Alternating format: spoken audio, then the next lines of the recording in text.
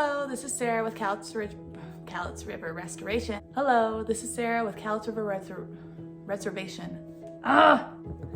Hello, my name is Sarah and welcome back to Cowlitz River Restoration. I am the creator of Cowlitz River Restoration.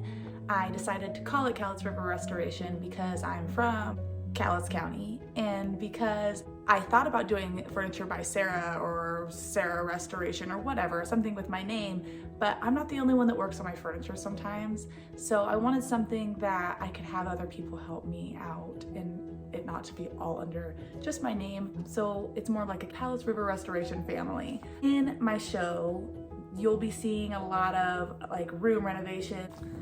You know, I said a lot of room renovations, but really it's just a few room renovations. The only room renovations that I'm doing right now are my own rooms, and my house is only so big. It's home projects and a lot of furniture flipping, mostly furniture flipping. That's really my job. That's how I earn money as a stay-at-home mom. I'm a mother of 3 little boys and a wife of 12 years now.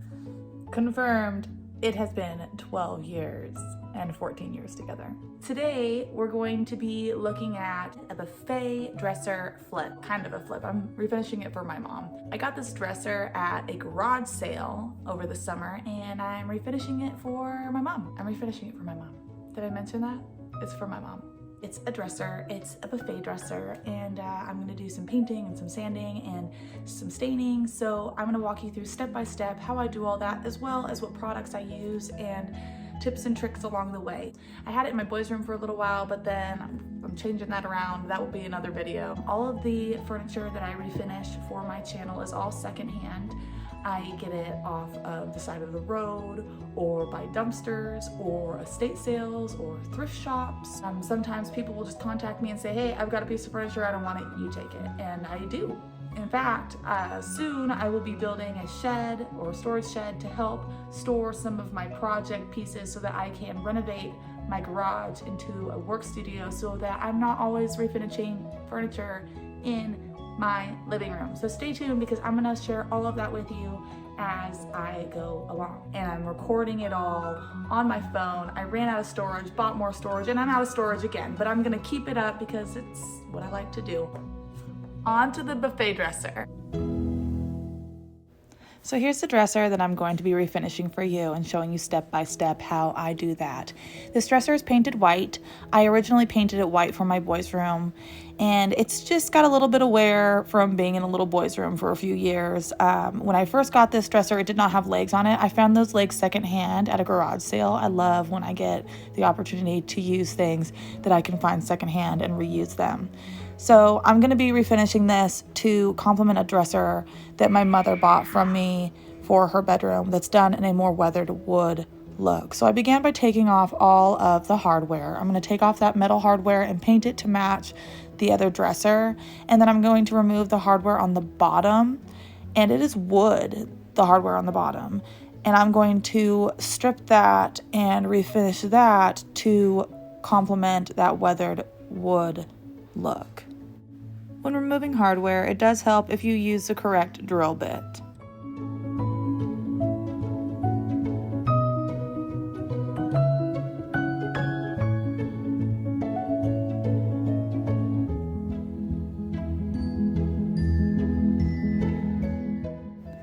I feel like sometimes when I'm working on furniture, I make it look harder than it really is. Or maybe that's harder than it looks. I'm not really sure. But either way, sometimes the things that you think are going to be super simple, you struggle with. Or maybe I just struggle with simple things. So I am removing these legs that I'd put on there.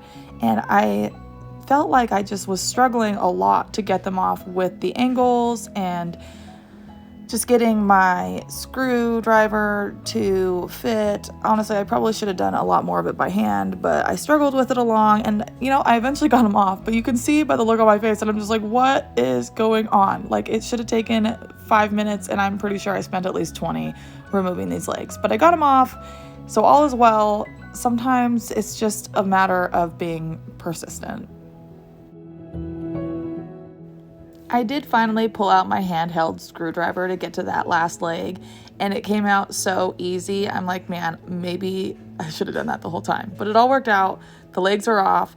Now I'm deciding that it is time to paint that metal hardware. So the hardware on the first 2 drawers at the top, I took all that off, and now I'm spray painting it with a metallic silver paint.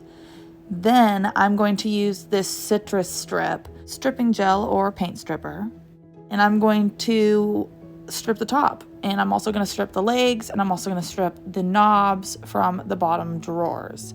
What I like about this stripper is that it's really thick, so there's not like a lot of splashing that's going on. It also isn't super potent, so it doesn't smell really bad. You still want to wear gloves because although it doesn't smell really bad, it's still stripper. It will hurt your skin, so wear gloves and be careful if you work with this. I would say definitely well ventilated. What I also know about this stuff is it doesn't work super fast. So usually I'll put it on there like in the evening and I'll let it sit for 24 hours before I go and take it off. But you also want to make sure that it stays wet. So once you put it on there, like maybe go out and put like a couple more like swipes on there to keep it wet so that it keeps working, because when it dries out, it stops working. So after a few hours, I was feeling ambitious. I went out there and I started scraping. I scraped the legs, I scraped the top, I scraped the wooden knobs. What I can't say about scraping the knobs, I tried to use my paint scraper that I'm using here. It's more like a spatula, and it wasn't really getting into all the nooks and crannies, so I ended up getting a spoon. The spoon really did the trick in getting into all of those rounded areas and spots that I couldn't get into with that big tool. Then I went ahead and scraped the top, and the paint came off super easy. It wasn't a huge deal that there was still paint left over because I knew that I was going to be using my belt sander over the top of it and that would take that right off.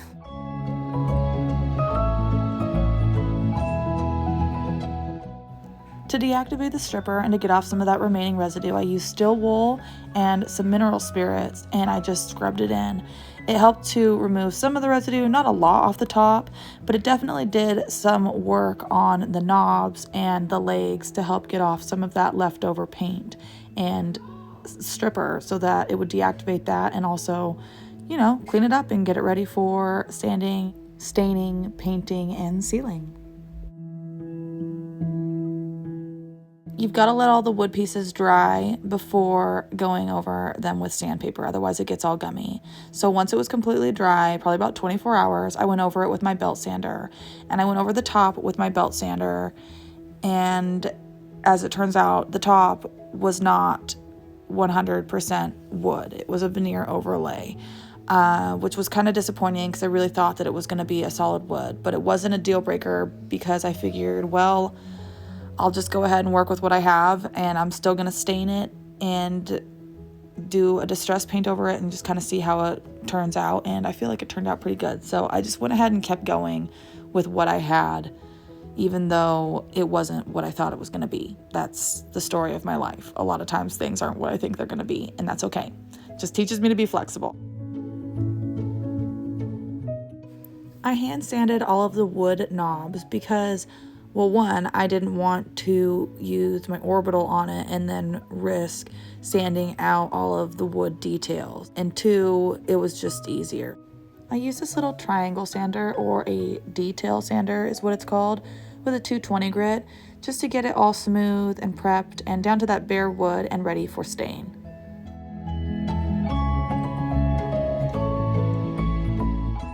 Sanding can be pretty dusty, so I like to wipe everything off before I bring it into the house. Once I've muscled this thing inside, I wipe it all down with a vinegar and water solution that I make myself. It's basically 1/2 vinegar, 1/2 water, and then I do like a squeeze of Dawn dish soap. So I'll wipe it all down, and then I'll also vacuum it all out just to remove any of that dust and debris so that it's good and ready for refinishing.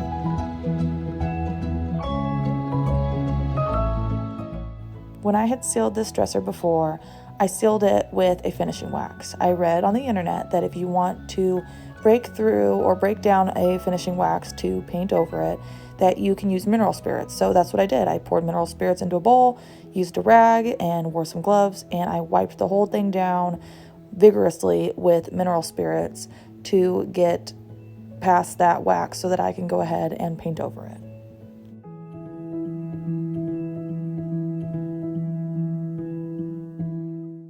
I used a stain called English Chestnut to stain the top as well as the bottom knobs of this dresser. I used the pour and wipe method, basically just meaning that I poured a little bit of stain on and then I wiped it in, and then I poured a little stain on and I wiped it in. When I did the knobs, I did a dip and wipe method, which basically just means that I use my cloth to dip into the product or the stain, and then I wipe it onto each knob. I also did the dip and wipe method on all the legs. I stained the legs to match the top and the bottom knobs.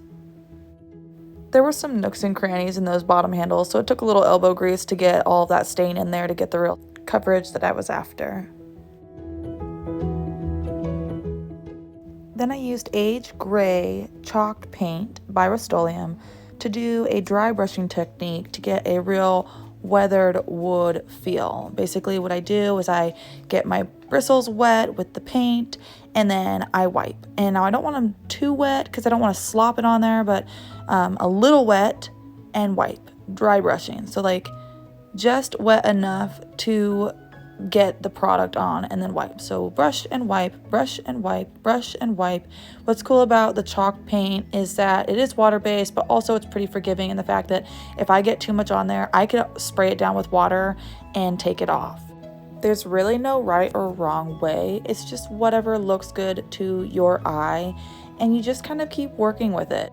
It's one of many things that you just get better at with practice. So don't stress if you're trying this at home. It's very forgiving.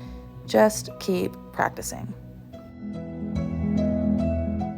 I'm going to do that same technique on all of the legs as well as all of the bottom wood handles.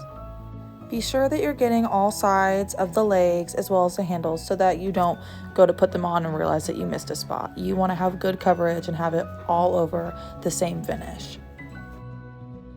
Immediately following my aged gray, I'm going to go in with a linen white and a chip brush, and I'm going to very lightly dry brush with that linen white to add to that weathered wood feel. I don't really use my cloth as much with the wiping on this one. Again, I just barely get my bristles damp. I didn't even dip them into the paint can itself. I used the top lid just to dip the ends of my bristles in and then dry brush that across to almost give it a driftwood feel, or even like an old fence or just really old aged wood. Again, this is one of those projects that really is just up to your eye. There's a lot of like standing back and looking at it. Here I called Austin over and said, hey, what do you think? And I'm looking at it, I'm like, is it finished? And do I need to add more? And that's okay. I step back, I look at it, I come back to it. Sometimes I need to walk away from the project altogether and then come back to it with fresh eyes. And that's totally okay. So I'm gonna do that same technique on all the legs. Again, being sure that I get every side of that piece to make sure that I don't have any random pieces showing that aren't finished. I want it all to have the same finish on the legs, the knobs, the wood knobs that is, and also on the top so that wood all goes together.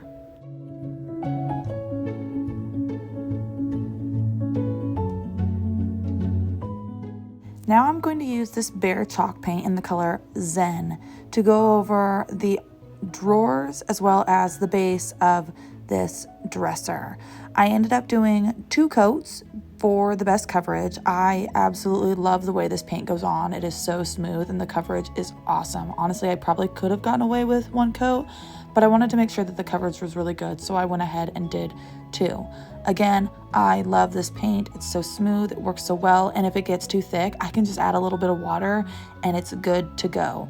I just used a regular angle brush for this, and I am so thrilled with how it turned out. It is great for cutting in. It's great at getting in all those little edges and nooks and crannies, and it gives me a lot of control, and it's not a super expensive brush, so I just love it. I get it at Home Depot as well as the paint that I'm using. That paint is, again, by Bear, and they can tint it into just about any color under the sun that you're after, so definitely check them out. This color, Zen, is a very soft green.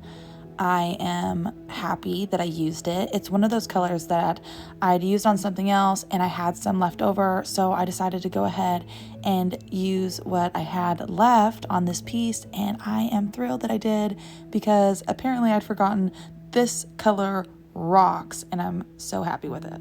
This is a nice thicker paint, so there's not a lot of dripping. It goes on super smooth. The coverage is really nice. I'm really a big fan of the finish. I just can't say enough good things about this.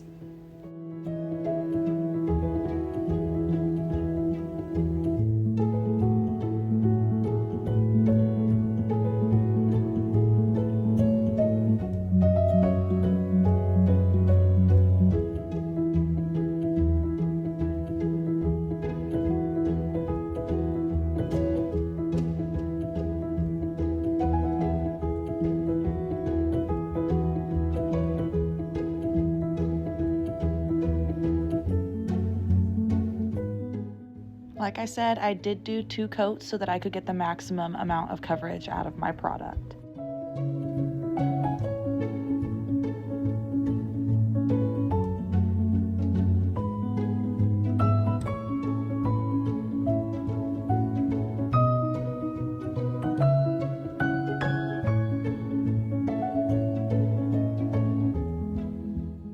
I used Minwax Soft Touch Finishing Wax on the top, on the drawer handles, on the legs, or anywhere that I had the wood finish. I am a big fan of this soft touch finishing wax. I'm having a heck of a time getting more of it, and I'm starting to run low. So I've been looking on the internet and I've checked through Home Depot and I just can't find it in town, and that's just been the story of my life lately.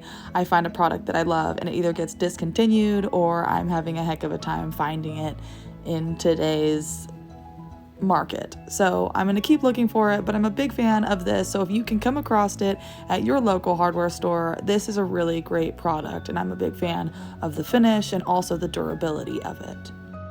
I used Bare Clear Finishing Wax on everywhere that I painted. So on all the drawers as well as the base, I went through and used this finishing wax, this Bare Clear Finishing Wax. I used a chalk brush to apply this, or a wax brush, whatever you want to call it, and I go over it with kind of a sweeping motion, and then I'll do like a circular motion to just really work that in, and then another sweeping motion so that I have the texture that I want. You just kind of work it in, and you want to use kind of a smaller amount, otherwise you can get big chunks and residue, and also it'll take forever to dry if you put it on too thick. So again, it's just one of those things that you practice and get used to, and you get better as you go. What helps also to get off some of the excess, if you got it a little thick in areas, is to go over it with a lint-free cloth and just wipe it down and work that in. There have been times when I've gotten it on too thick and I've actually had to like sand it down a little bit in areas and go back over it to try to blend it in, because sometimes if you go over it too thick in areas, that paint or that area will be darker than the rest. So you have to be careful about getting the same consistency all over and just not overdoing it. A little bit goes a long way.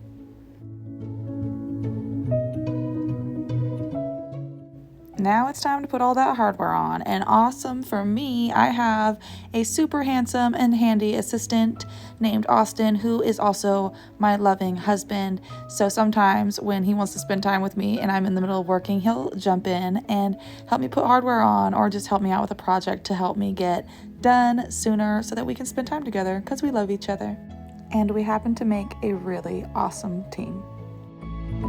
Here's a little reminder of what we started out with: a basic white dresser that was used in my boys' room, a little scuffed up and ready for a little facelift and perhaps a new space.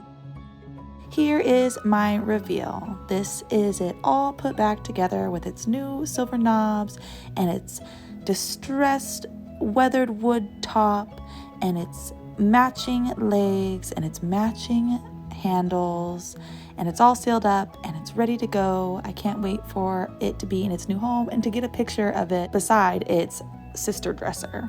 So thank you so much for checking it out. Please like and subscribe if you enjoy my tutorial.